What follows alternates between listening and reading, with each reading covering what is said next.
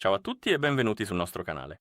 Davanti a me ho l'AMAZFIT Cheetah 2 Pro e oggi vi mostrerò come accendere questo dispositivo. Quindi iniziamo.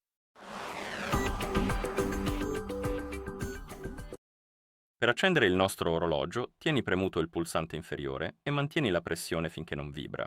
Ci vogliono circa, direi, 5 secondi.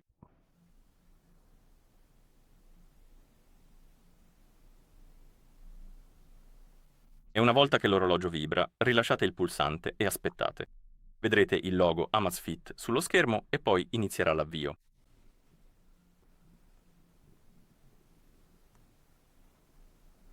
E come potete vedere, ora siamo nel sistema ed è così che si accende questo orologio.